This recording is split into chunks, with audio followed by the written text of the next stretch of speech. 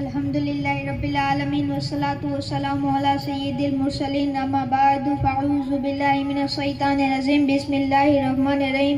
شیخ طریقت امیر اہل سنت بانی دعوت اسلامی حضرت علامہ مولانا ابو بلال محمد الیاس ستار قادری رضوی دامت برکتہم العلی اپنے رسالے قیامت کا امتحان میں درود شریف کے متعلق حدیث پاک میں بیان فرماتے ہیں کہ حضرت سیدنا ابو درداء رضی اللہ تعالیٰ عنہ سے روایت ہے کہ صفی المسلمین رحمۃ للعالمین صلی اللہ تعالیٰ علیہ وآلہ وسلم فرمائے، جس نے صبح و شام مجھ پر 10 بار درود پاک پڑھا بروز قیامت اس کو میری شفاعت نصیب ہوگی۔ صلو علی الحبیب۔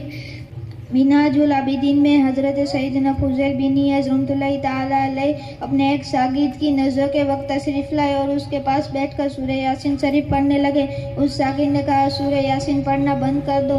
آپ رحمۃ اللہ تعالیٰ علیہ نے اس سے کلمہ شریف کی تلقین فرمائی۔ وہ بولا، میں ہرگز یہ کلمہ نہیں پڑھوں گا، میں اس سے بیزار ہوں۔ بس انہی الفاظ پر اس کی موت واقف ہو گئی۔ حضرت سیدنا فضیل رحمۃ اللہ تعالیٰ علیہ کو اپنے ایک شاگرد کے برے خاتم کا سخت صدمہ ہوا۔ 40 روز تک اپنے گھر میں بیٹھے رہے۔ 40 دن کے بعد آپ نے خواب میں دیکھا کہ فرشتے اس شاگرد کو جہنم میں گھسیٹ رہے ہیں۔ آپ رحمۃ اللہ تعالیٰ علیہ نے اس سے پوچھا، کس سبب سے اللہ عز و جل نے تیری معرفت سلب فرما لی؟ میرے شاگردوں میں تو تیرا مقام بہت اونچا تھا۔ اس نے جواب دیا، 3 عیوب کے سبب سے۔ پہلا چغلی، کہ میں اپنے ساتھیوں کو کچھ بتاتا تھا اور آپ کو کچھ، اور دوسرا حسد، کہ میں اپنے ساتھیوں سے حسد کرتا تھا۔ تیسرا شرم نوشی، کہ ایک بیماری کی شفا پانے کی غرض سے طبیب کے مشورے پر ہر سال، اور شرم نوشی کے سبب ولی کامل کا شاگرد کفریہ کلمات بول کر مرا۔ حضرت علامہ مولانا مفتی محمد امجد علی اعظمی رحمۃ اللہ تعالیٰ علیہ فرماتے ہیں، مرتے وقت معاذاللہ اس کی زبان سے کلمہ کفر نکلا تو کفر کا حکم نہ دیں گے کہ ممکن ہے موت کی سختی میں عقلیں جاتی رہی اور بے ہوشی میں یہ کلمہ نکل گیا۔ کسی کو بھی اپنے علم یا عبادت پر ناز نہیں کرنا چاہیے۔ شیطان نے ہزاروں سال عبادت کی، اپنی ریاضت اور علمیت کے سبب معلم الملکوت یعنی فرشتوں کا استاد بن گیا تھا، لیکن اس بدبخت کو تکبر لے ڈوبا اور وہ کافر ہو گیا۔ اور بندوں کو بہکانے کے لیے وہ پورا زور لگاتا ہے، زندگی بھر تو وسوسے ڈالتا ہی رہتا ہے، مگر مرتے وقت پوری طاقت صرف کر دیتا ہے کہ کس طرح بندے کا برا خاتم ہو جائے۔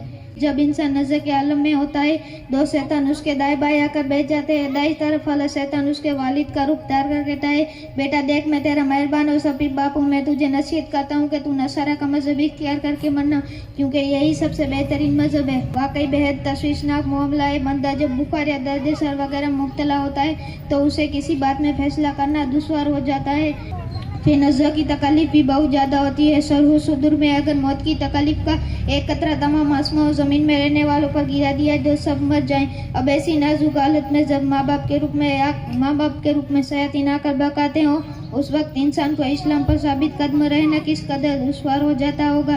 کیمیائے سعادت میں حضرت سیدنا ابو درداء رضی اللہ تعالیٰ عنہ فرماتے تھے، خدا کی قسم کوئی شخص اس بات سے مطمئن نہیں ہو سکتا کہ مرتے وقت اس کا اسلام باقی رہے گا یا نہیں۔ زبان کو قابو میں رکھیے کہ زیادہ بولتے رہنے سے بھی بعض اوقات منہ سے کلمات کفر نکل جاتا ہے اور پتہ بھی نہیں رکھتا۔